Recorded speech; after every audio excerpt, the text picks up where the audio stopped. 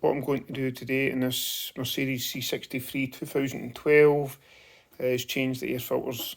Very, very simple job. Anybody can do it. You really just need one flat blade screwdriver, and that's just so that you can slacken off this here.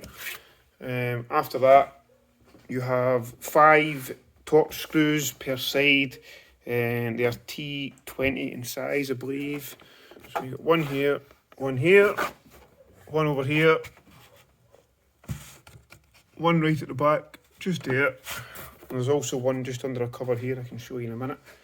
One thing I would always advise to check, anytime you're under the bonnet doing stuff like this on your C63 or anything with an M156 engine, is check your aux belt.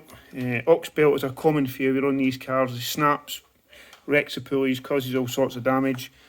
My belt was changed around 2 years ago, so as you can see, it's looking nice and clean. One other thing, just pop this cover off. I would always check on these because people neglect to check it and it ends up killing the power steering pump.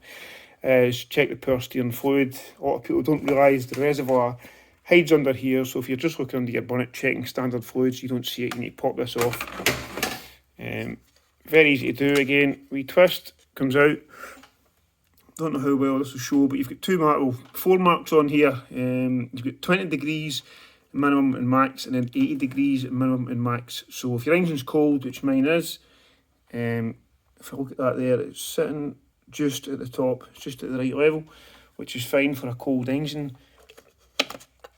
Again, always check that because it does need topped up from time to time, and if you do let it go low, it will kill your power steering pump. That's a common failure on these cars. So on the right hand side here, I've actually already removed, obviously this covers off, so you can now see all the screws. So one there, one here, one here, and then you've got the one over the back. It's a little more awkward just with the fuel pipe in the way there, but it's easy enough. So once you've done that, and this is slackened, gentle pull, pop it out. As you can see, there's no air filter because I removed it earlier. In here, what we also have, I just left that in there to show you. I always hoover these out. You can do that if you want, but once I put new air filters in, I would hoover it out. There's a nice bee in there. You do sometimes find really interesting stuff. But yeah, that is it. Pop your new air filter back in here.